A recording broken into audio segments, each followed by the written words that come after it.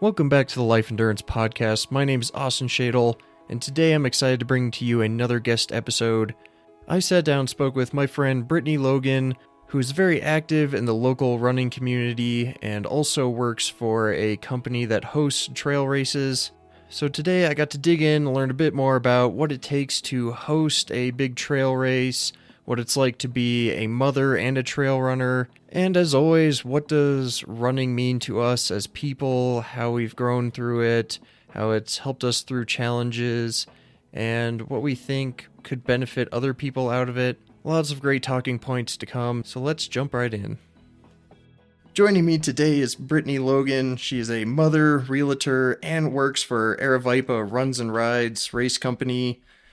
And also joining us today is Lewis Lang. I'm going to call him my honorary co-host for today. Appreciate you guys being able to come on here. So, Brittany, you're also an ultra runner. What initially got you into running? So I come from a family of runners. My parents are runners, my grandparents, and many other members of my family. They are all road runners. I'm the first trail runner in my family. Okay. When I was 15, I ran my first race, and a couple weeks before the race, my little high school boyfriend broke up with me, and my mom said, "You're going to run this half marathon. You need to get over how you're feeling and stop being so emotional," basically, and got to the start line, and she said, "You have 13 miles to let it go. So run and either cry, get angry, get happy, whatever, but when you're done, you're never going to think about it again."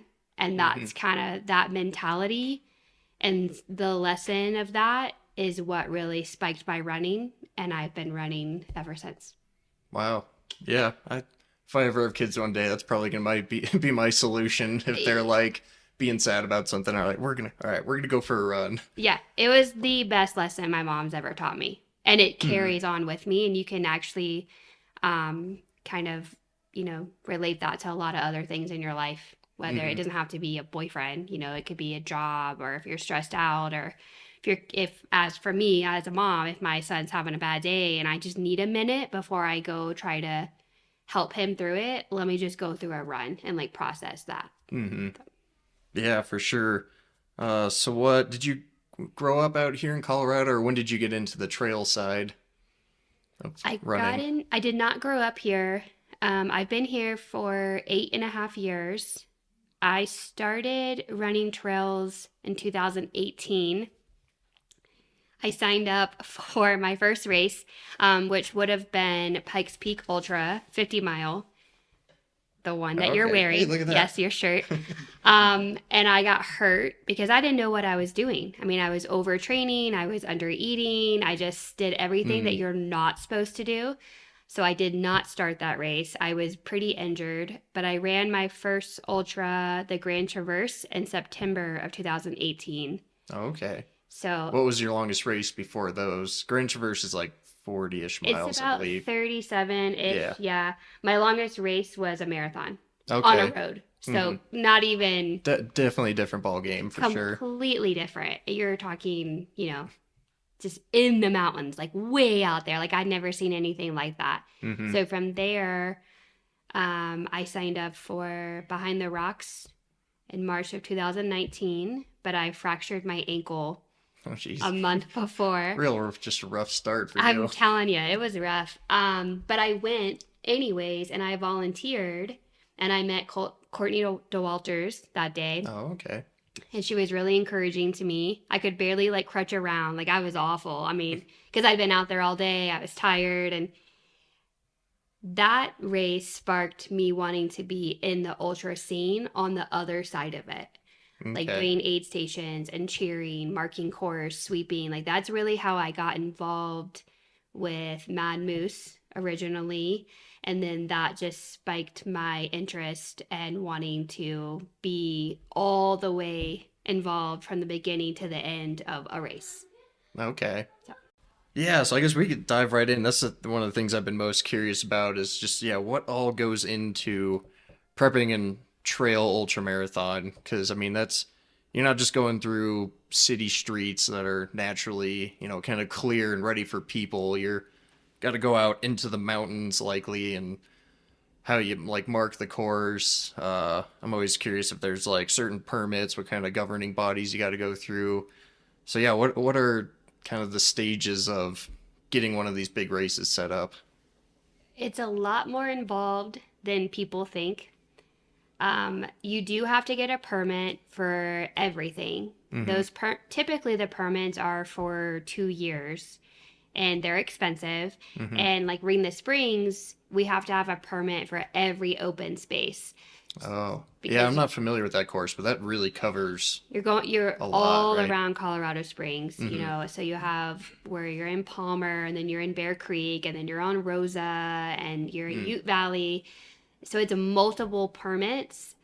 Like I said, they're expensive. It's hard to get them Mm-hmm. approved, especially for certain times of the year, because we have to be considerate, of course, of nature, right? So Mm. we can't just have 200 bodies trampling over the trails or through the city if we have animals Mm-hmm. mate. They're mating, or maybe they just did and they have babies, and like we have to be really Yeah. protective of them because I'm pretty sure at it's the start line of the Pikes Peak Ultra, they announced that somebody saw like a mother bear and a cub somewhere on the trail within like a few hours before the race. So, yeah, when it's I definitely a real thing. I did Pikes Peak, the 30K, and there was a bear on high drive, like while we were going up. Hmm. So it was just, they're out there. I mean, Mm-hmm. yeah, it's their land. So that's the first thing. You have to know, can you get the permits? And then from there, you really make that course, because if you can't get a permit, then Okay. you can't use that part, that section of your course. So you're going to have to reroute. Mm-hmm. So you need all the permits. Then you need to decide really like how many different distances you're going to have, Mm-hmm. and then that will determine, is it a 1 day race or a 2 day race. Mm-hmm. Once you determine that, then it's how many aid stations do we need, what kind of food do we need. Mm-hmm. In the winter, I will be prepping soup or some type of like hot food, like a broth. We at Javelina, they do spaghetti because it's cold at night. Mm-hmm. But in the summertime here, we're not going to have that stuff. So I need to know not only how many aid stations am I going to have, but at what point are they going to be opened so that the food is what the runners need at that time. Mm-hmm. What they need at 9 a.m. is not what they need, at 11 p.m. at night. Mm-hmm. Then we will determine how many volunteers we need, the staff, all of our supplies, all of our pop-up tents, our chairs, our tables, our water. I mean, it takes a lot of logistics planning a race. Yeah. And it's not just, oh, here's a really cool idea. Let's go into the canyon. We're gonna put on an ultra.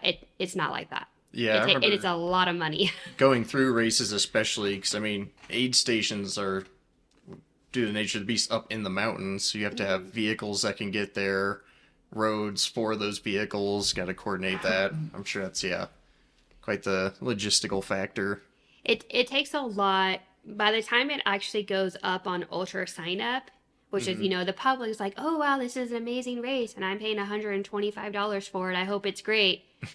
Mm-hmm. But we've been planning that for a year, 9 months, and just really, really working on that. And then the few weeks leading up to the race, we're printing all the bibs and we're getting all the swag ready, planning the expo. And so after the race, we're not done. I mean, we have to clean up.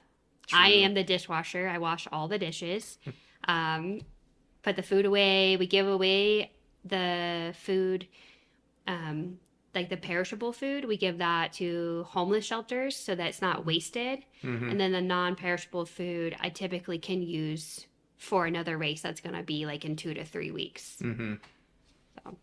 Yeah, that's a lot. And I know when you're a runner and you're signing up for races, those race entries can definitely stack up and they can feel like a lot. But yeah, I'm sure a lot of people don't realize how much effort goes into it, and especially like ultras or big triathlons like Ironmans. I mean, Ironman, the brand name you could say is a little pricey. I don't know if it's like $800 for a race entry, but even on an Ironman, you have to have over a mile of swimming coursed out, all of that managed, over 100 miles of biking that you got to manage, and then a marathon on top of that. So yeah, it's always impresses me when you do a big event and if it all goes well. Yeah, kudos to the race entities hosting that. Any like wild stories from hosting races? Any crazy like evac runners or something like that? Oh man, I'm sure I could. What about like some like big comeback stories in the races that Or you've been that. like Those always feel watching a good. race, and as the director you know where your athletes are a lot of the times, and oh no, we kind of been concerned, or like someone was leading and fell back but had a big rally. Were there any of those kind Oh, of big moments you got to be a part of as like the race director? well, a I don't think the runner would think that this was funny, but I just couldn't believe that this happened. But last year at Rain the Springs, the 100 mile, the runner that was in first, and he was in the lead by a couple of hours. I mean, I think like 2.5 hours. He ended up at Smash Burger on North Nevada, like, by UCCS, like the college. Yeah, yeah. So by Okay. Pulpit Rock. It's kind of by the Yeah, running yeah. store. Yep. But he ended up at Smashburger. He doesn't believe in having a cell phone or a smartwatch, so he didn't have anything on him. He didn't know For a his 100-miler. That's for a 100 miler. That's right. He did not know his crew chief's phone number, so he had to call his parents using the Smashburger's phone. He didn't have any money. He's just like, I need to use your phone. He called his parents in New Mexico, and then they called his brother, and then his brother called the crew chief and told him where he was. And he went and he got him, and then the crew chief called us and said, hey, he's not leaving. You need to come get him and get him back to the course. So one of the staff members went to Smashburger and was like, all right, come on, we're going to go run. You're 2.5 miles off course. And when he got there, we're like, maybe next time you should have a smartwatch, or maybe a flip phone or something. yeah. So then it turned out that he had a flip phone. However, he needed to put money on his phone to have minutes. So he's Man, at this the guy's aid station. Very minimalist by Very. today's standards. And he's trying to pay, and then I think he had to borrow some money to do it. It was like a whole thing, and he ended up coming in second. Wow. Which I is was great. still holding, that low. Wow. Was that the first year of Ring the Springs? Mm-mm. Okay. That was last year. So, it just was one of those things where in 2023, being this is last summer, you just don't hear about that. You don't, and it also is a requirement that all the runners sign that they have the app with the course on it, the map. Oh, okay. And so then we found out, okay, wait, some of you actually aren't doing this, and so this year we are going to be checking. And if you don't have the map downloaded, That's smart. you're not starting, because it's a hazard and you're putting yourself at risk along with everybody else. So Yeah. Yeah. That's wild. I remember I was volunteering, and I also paced someone for the first year Ring the Springs was happening.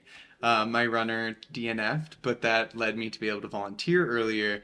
And there was a gentleman that year as well who he had no headlight, a cut-off cotton t-shirt, basketball shorts, and a flip phone with him and a hand bottle. And he was trugging along through Palmer Park at night with this flip phone open, using that to navigate. And I just was, yes, to a point where when my runner didn't, DNF'd at the next aid station, me and another friend ran the course backwards just to make sure he kind of made it to that aid station, because it was that, 11 p.m. to like right near the cutoff time frame. And it, getting chilly, but so that happens, I guess. there is a guy that DNF'd last year, and was called to go pick him up Mm-hmm. at the top of Gold Camp. And I picked him up and, are you okay? And we're talking and everything. And he said, hey, do you know someone that could help me start my truck? And I said, where's the truck? And it was parked at Garden of the Gods. But when he got out of it that morning to go to the race, it broke down. So he had to walk like an extra mile to the start line. And for me, I would have had so much anxiety. I would have been like, that's it. I'm not doing this. Like, that's a sign the universe doesn't want me to run today. But he just was like, yeah, it's broken. And I'm not from here. I live in Oregon. And I was like, bro, you're stressing me out. Like, I mean, you came all this way for a race. The car's, it's still going to be broke when you finish, right? That's true. I've seen a lot of people run their first ultras. That's always really exciting to be a part of. I've seen people just really, really deep in the pain cave and they keep going. Every finish, if I know their story, I'm gonna end up crying. Yeah. Like every single race. It doesn't matter. Someone gets me and then I'm crying. It's just because we all know what it feels like to want to quit and then keep going, especially if I know that, the weather that day was terrible, or they were in a blizzard, or they were in a hailstorm, and they just kept going. Like, that keeps you wanting to work in this type of field. That's what it really is, like being a part of someone else's success. Yeah. When I did my Ironman, my dad used to be in triathlons, and he said the thing to do when you finish is to stick around that finish line all the way until the cutoff. And yeah, I'm glad I did. I don't even know how late we were up, but I was sitting there like my legs are fully cramped, but it's just so much fun to watch those people that are just barely, they're sprinting to the finish to try to hit that cutoff, and the crowd cheering. And yeah, it's a lot of fun. If anybody does like a sort of race that's that long, I definitely recommend sticking around to the end and just, seeing those people grinding it out to the finish. Same thing for me. I'll even just be watching an Instagram reel and just like, be tearing up a little when it's that, comeback story during a race, or if it's their first one, and yeah, just stuff like that. That'll get to me. Javelina, because the 100-mile, they have 24 hour, or no, they have a little bit longer than 24 hours. But it's like the next morning, knowing that they've been up all night long, and then they're coming in, around noon, you just boo-hoo the whole time. Everybody out there is just and they're barely moving. I mean, they're just giving it everything that they have, and they're crying, you're crying, the race director's crying. It's just but it's it's human nature to want to feel empathy for something like that. So yeah. And that's something I love about doing endurance sports, running triathlons, is like, it's an individual sport, but at the same time, most of the time, everybody's on your team in like some capacity. I've been with both my legs completely cramped up, sitting in a ditch during a half Ironman, and everybody that goes by, oh, are you okay? Oh, you need a salt tablet? You're pretty well, like, you got some support just naturally when you do these kind of events, and yeah, it feels good. I think if you lose your hope in humanity, you should do a race. Because you're never going to meet people that are more vulnerable and nicer and, that are going to push you than during a race. And then you're going to be met with empathy, or maybe some tough love, like, hey, like, you have a blister, you need to keep going. Or, hey, your foot is purple, you should stop. Like, whatever it is. Yeah. Or you're going to cry, or you're going to cheer, or you're going to, like, that is just feel bad about, if you're feeling bad, you're having a really rough season, or you feel alone, go do a race. I always give that advice. Go do a race and go serve. Yeah. Because I'm a very firm believer that every runner needs to be on both sides of that start line. Like, if you're only starting and running, which that's amazing, but if you're never volunteering and giving back and seeing what it feels like to be able to give someone soup when they might be on the verge of hypothermia, like, you can't truly cherish what our sport means. Yeah. Yeah, and to like round that back to the how we really started this podcast, I think by doing difficult things like this just almost always in the end will make you a better person. Hmm. Because so many people, I'm sure they feel like crap and they're just so angry because they don't use that energy. They don't do anything like really difficult. And I just had like a solo episode about that very topic. And yeah, going out, go do as big of a race as you like think you can handle. And yeah, you'll be a different person on the other side. And Hmm. it's just so, I don't know. It really puts just life, like reality sets in. You're like, all right, I'm not really doing that bad. But Yeah. You find strength. You're like, okay, wait, I could handle whatever it is. mhm. I don't know. I just feel like if you're open to it, the mountains can teach you something every single time you're out there. But you just Mhm. have to be willing. And maybe that means you're meeting a friend that day. Or maybe Yeah. that means you're gonna cry about a boy like I did when I was 15. I don't know. But Or you're gonna be like Lewis and I and just keep getting ourselves in stupid situations yeah. when it's You like, can oh, also be like me let's- and 30 and cry about a boy. Yeah. Yeah. So it's yeah. What's the longest race you've done? the Grand Traverse. Okay. That was fun. Um, it was my first Mhm. ultra. So again, just leading up to that, I trained very unsmart. My nutrition was not where it needed to be. I physically never should have started that race. I was not ready. No, looking back now at what I know, Mhm. but I did it. I learned from it. I had a great time, but I did not enjoy it the way that I should have. Mhm. I just I didn't know how to respect the sport at that time. So now, my favorite ultra that I've done is Black Canyons. Black Canyons. Where's that one at? It's in Arizona. It's Okay. an Aravaipa race. I've done this 60K twice. And Okay. I love that race. I love the vibe. I really love. It's in February, so it's nice to get away from Colorado to go. Oh yeah, run. Arizona in like the coldest months is like Yes. the best weather you'll ever. So you See. train through blizzards and snow, and you hate yourself, but then you get to go enjoy a super sunny race. So the training is not my favorite because again, I don't really enjoy running in the snow, but that's part Yeah. of it. I mean, you can't avoid it.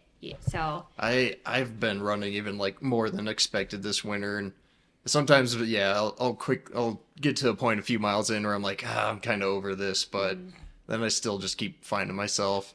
And then like I said, Lewis and I we don't know how to control ourselves. We're like, let's do like a 6 mile run, and then next thing you know, we do 13. Yeah, the They other gotta- day we were out there, we're 4 miles from the car still, and we're like, over this. It's like, we're done with the snow, we're done with the cold. Mm-hmm.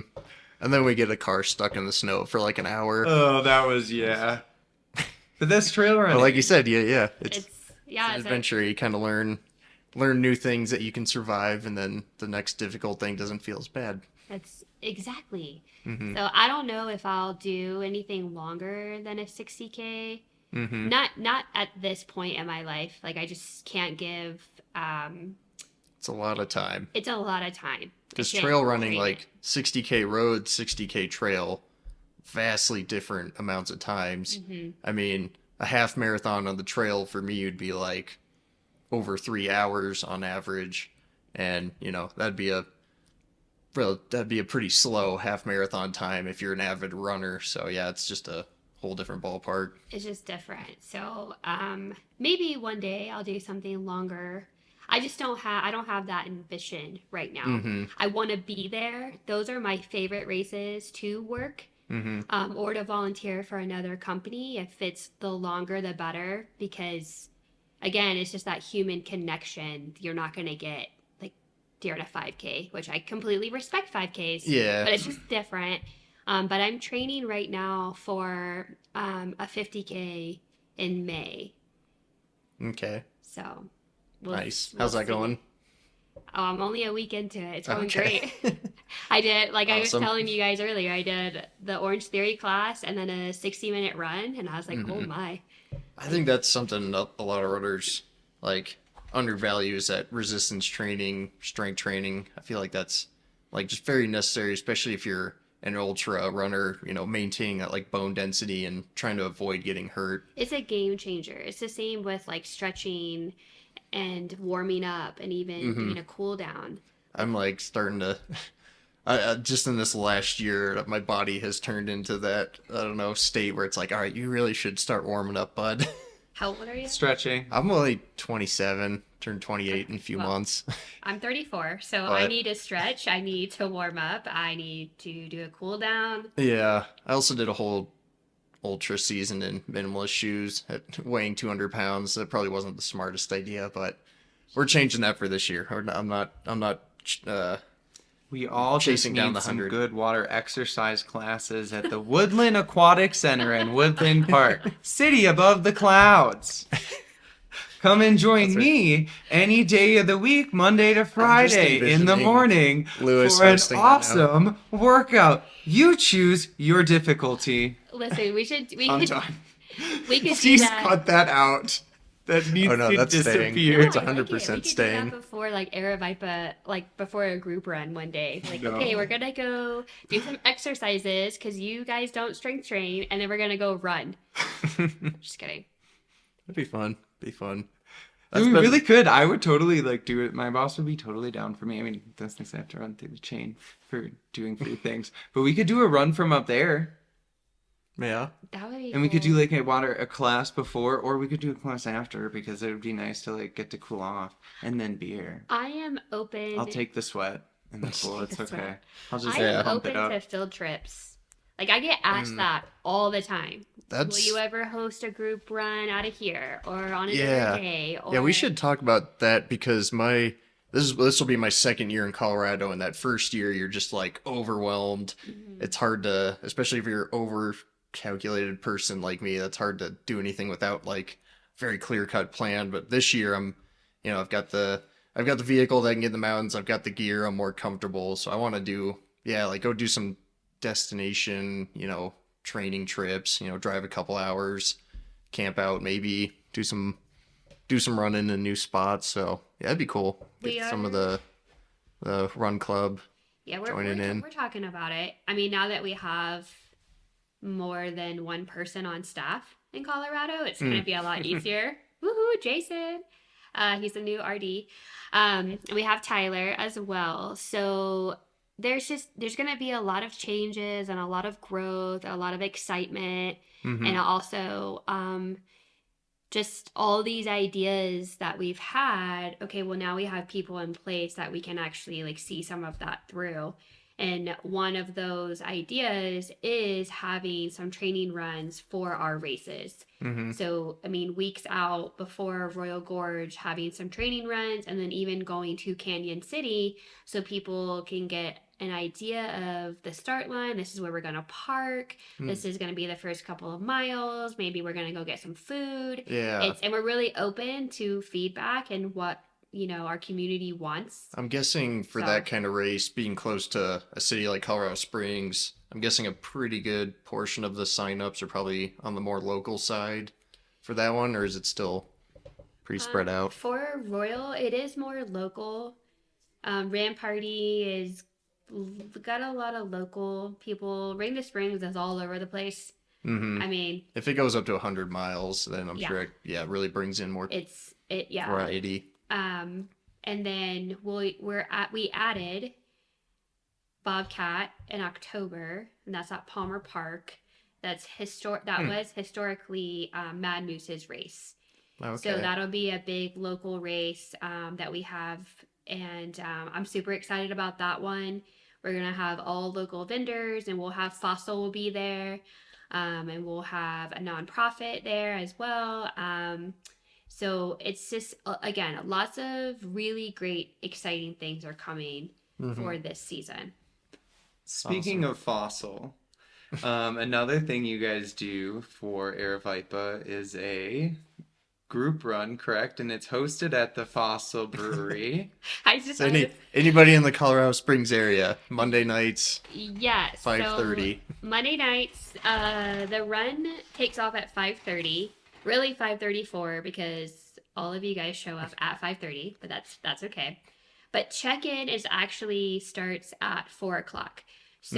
So, and I do have runners that will show up at 4:15, 4:20, and they come knock on the warehouse door, and I'm like, all right, I'll get you signed in. And not everybody wants to run in a big group, and I Yeah. totally understand that. In the spring and summer and early fall, we do Aravaipa Kids, and I take Hmm. them on a hike. And so again, we start that at 4:15, so that when we come back, the Oh. parents have time to just have a little break, and then one of them will go run with the group. So we Hmm. try to make it as friendly, like family friendly as possible, but Red Mm-hmm. Rocks is not stroller friendly. Yeah. So yeah, so 2, 4, or 6 miles. That's the planned route. But once you come a few times, Mm-hmm. and I know that you're confident out there, you can go run whatever distance that you want to run. Mm-hmm. But don't make it 20 miles because I do stay until all of the runners are back so that I know everybody is safe. So, Yeah. Going above and beyond for us. We appreciate it. and shout out to But, Fossil because they've allowed us there for over 2 years. wow. Every single Monday, even on Christmas, if I wanted it, because Mm-hmm. they were open. They said that we could come. Yeah. Yeah. I definitely recommend it for any runners in the Springs area. It's where I've met a lot of people going from somewhere where I was like the only really person I knew doing crazy stuff, and then yeah, I show up and the first day I'm like, whoa, I'm just casually having a conversation about ultra marathons, and the person's not staring at me like I'm an alien. So No, that they was love nice. it. You meet a lot of friends there. People Where I have. met both of you. That's right. Yes, I That met is both where of we you. met. I could not remember for a Couldn't remember. second. Yeah, Yeah. it's like I don't know where that was. People have fallen in love, so that's cool. I was like, I want to be Ayo. invited to the wedding, please. Um, but I just really like that. It's community, and Mm-hmm. then we are all training together, and then you meet people that you're going to run with on the weekends, or you meet Mm-hmm. people that are training for the same race. Like, hey, what's working well for you? Oh, what is it? Let's go on trips. Let's go to Arizona and do some races, or let's run Revenant, whatever it is. It's Mm-hmm. just, it's community, and that is the whole point of group run.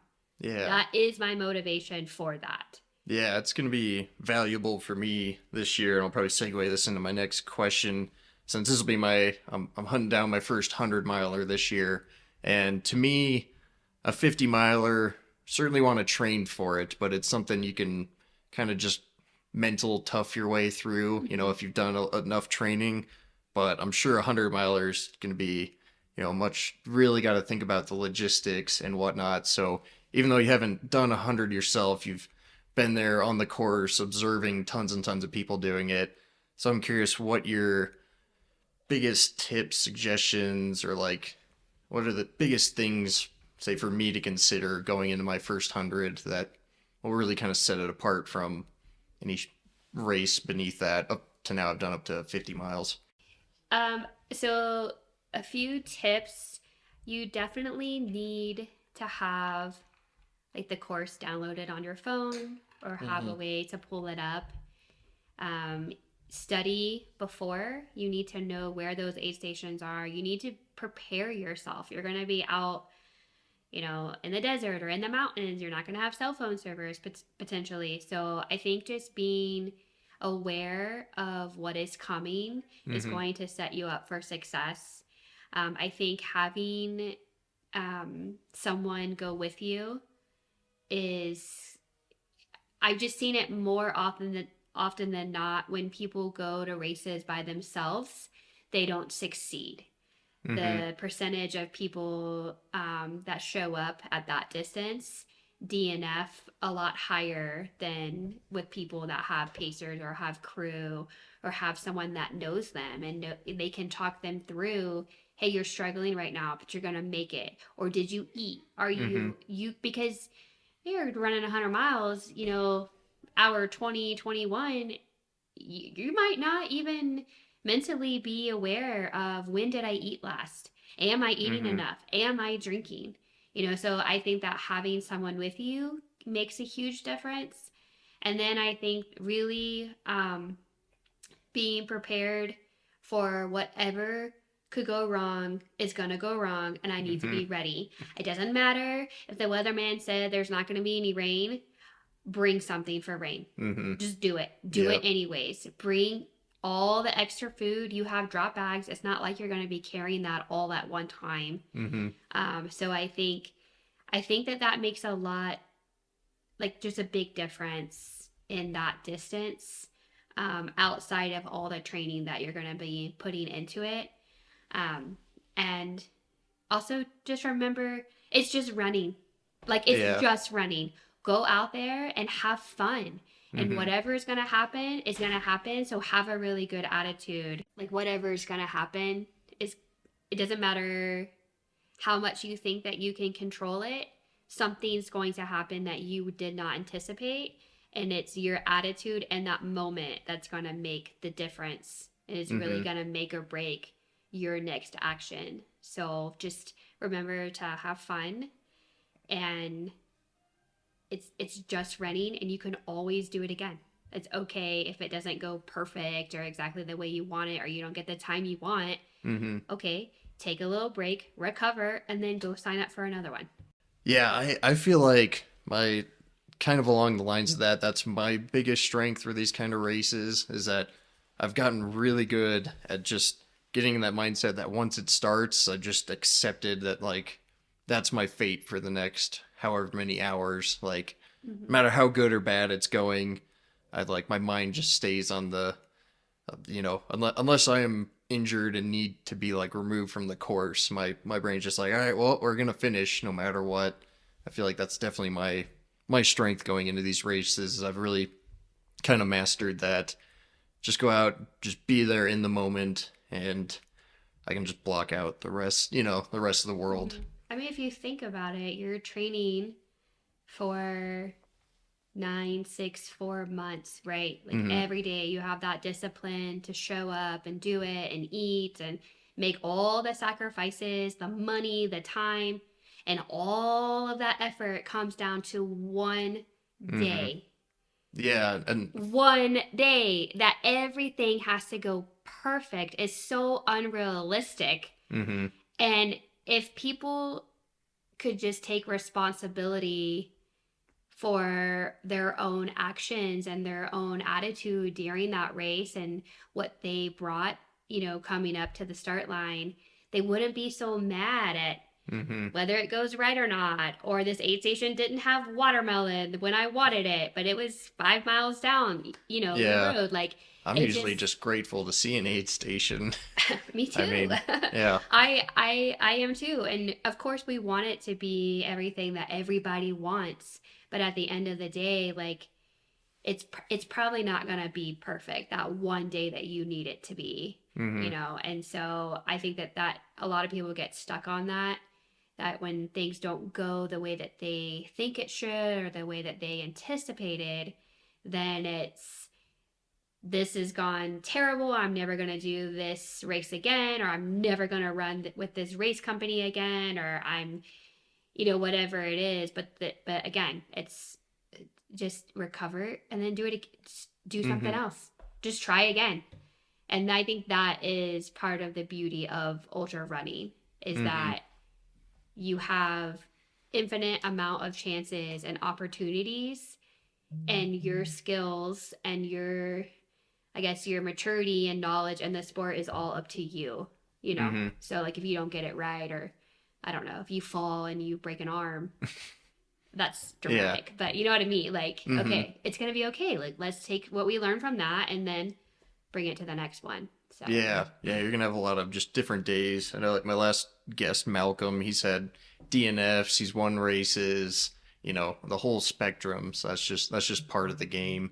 I mean, my first 50 miler, I got COVID a week out while trailing or traveling. I remember that. Yeah, I got COVID. Yeah. So, like, 2 weeks out, I only ran 4 miles that whole week, just because I guess being a little undisciplined while traveling for work.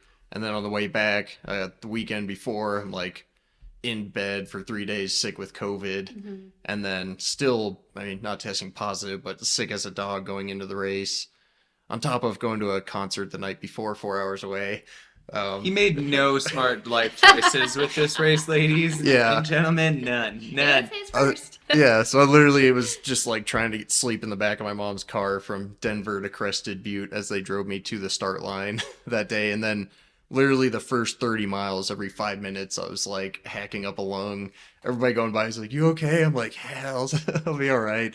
It was just miserable. And then my legs were completely shot because they like hardly moved for the 2 weeks going into that. And yeah, finished with 40 minutes to spare. So There you go. that was Hey, good. But finish is a finish. yeah, and then the next race I did Canyonlands in Moab, so easier course, and was still kind of sick to varying degrees the whole month leading into that, but shaved like over 2 hours I think off of that time. So yeah, it's for me, my mentality mostly is just don't DNF, and then I'll be happy. But yeah. I think even with getting a DNF, like that's just a part of our sport. Mm-hmm. The longer that you're in it, the more likely you're going to get one. Mm-hmm. And it doesn't matter if you're Jim Wamsley, he's had it, right? Or if you're me or you, or it just, Mm-hmm. that's a part of it, right? And I think sometimes people think it's such a failure or like you can find embarrassment or, you don't want to talk about it and stuff. But everybody is going to get one at some point. Mm-hmm. And I know a ton of runners that I have huge, like massive amount of respect for. And I've been there when they got it, Mm-hmm. a DNF, and they're like, today's not my day. Yeah, So I mean, I'm gonna be back out there tomorrow. yeah, going from a DNF to then succeeding in the next race almost, I think, deserves more respect even than if you just have a perfect track record, being able to pick yourself up and Mm-hmm. yeah, get back at it.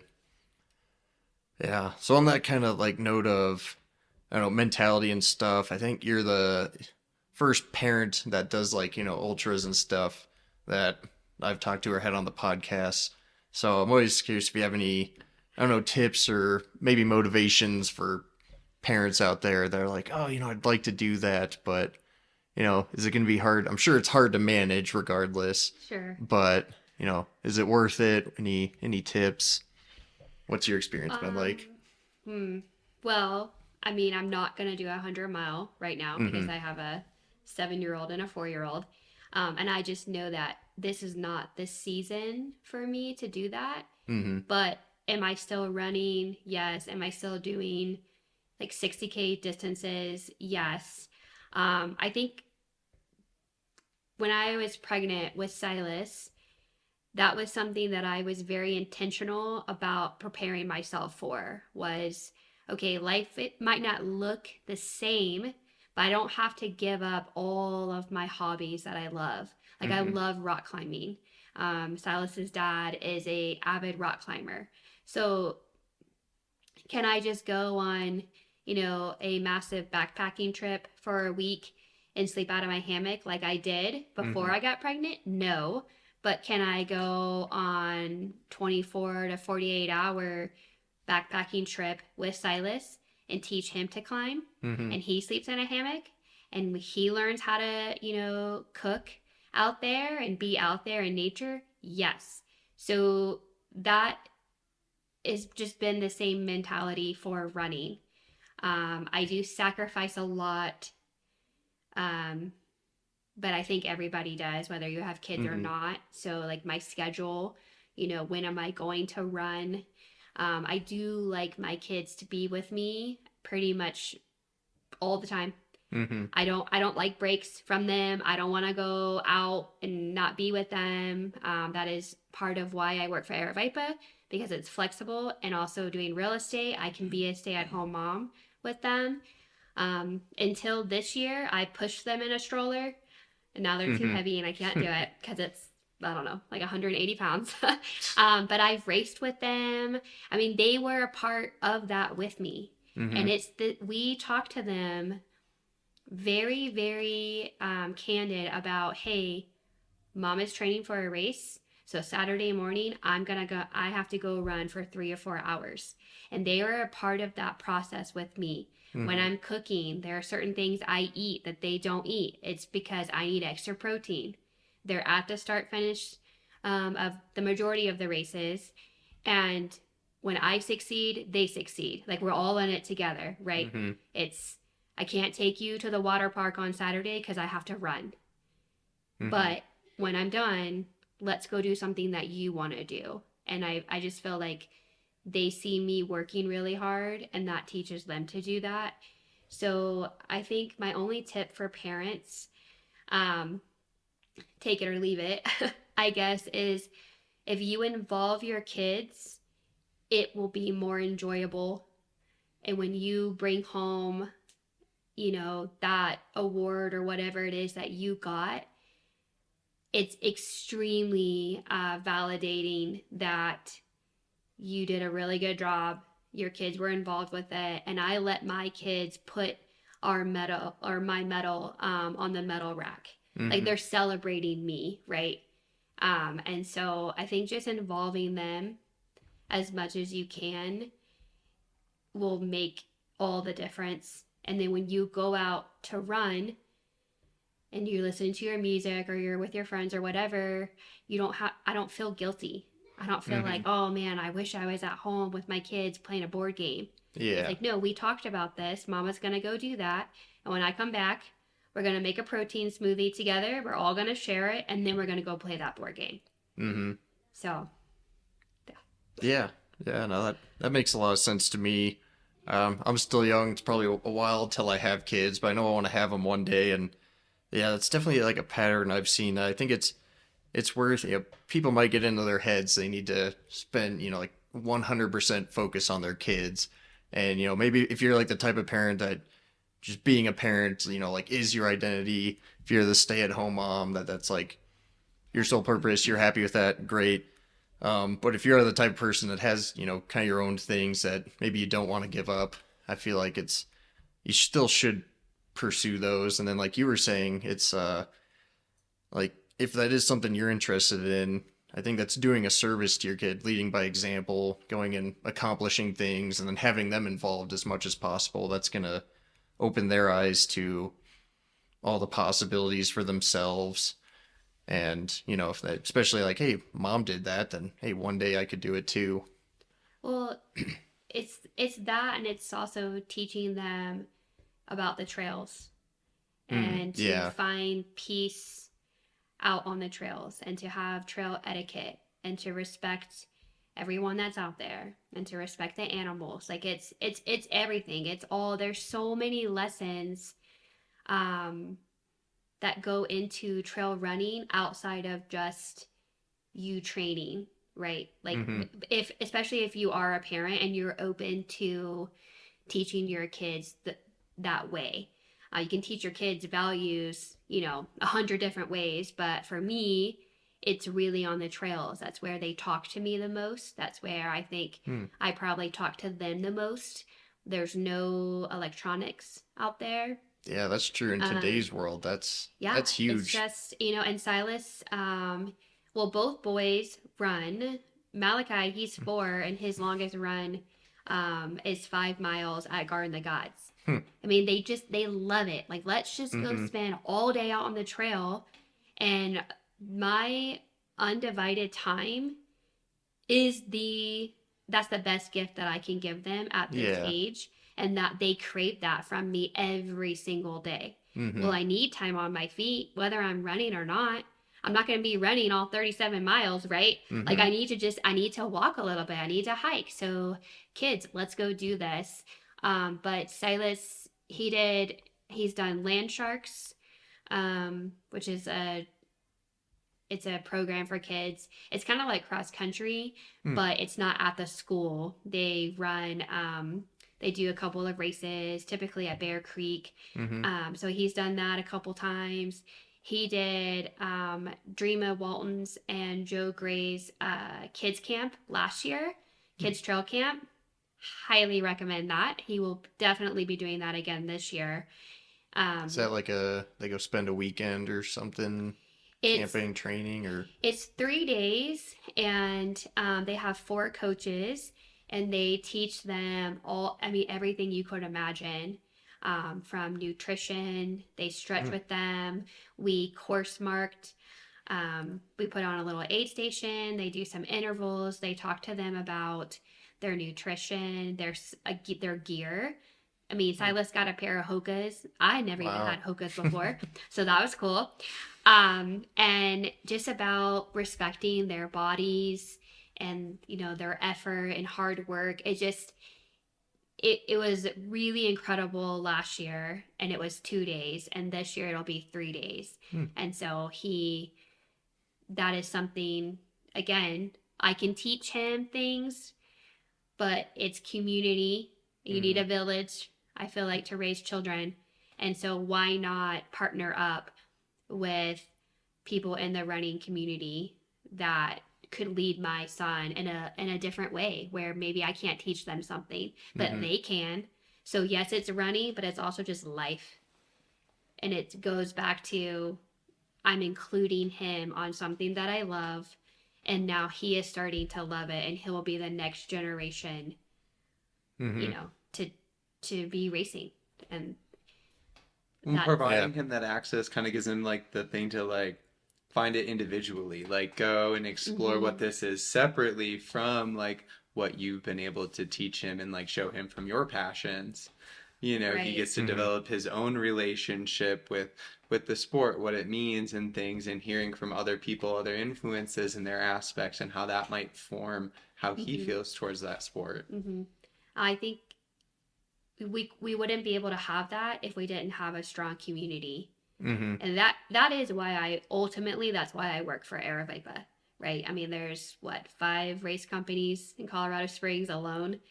I respect them all, but Aravaipa gives me the opportunity to help in my own way create a healthy community that's not just for me, it's for everyone in this generation, but then in the next generation where my kids are. And Aravaipa has the resources to be able to help, like, put on a kids camp, or to put on, you know, we'll do kids runs where it's half a mile or a mile. And so to be able to do that and then educate and have trail cleanups and just different giving back to the community, it really is just all full circle with a side of running. So.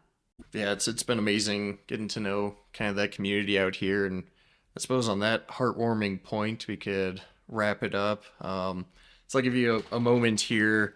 Definitely plug Aravaipa, what races y'all got coming up, slash, you know, website, Instagram.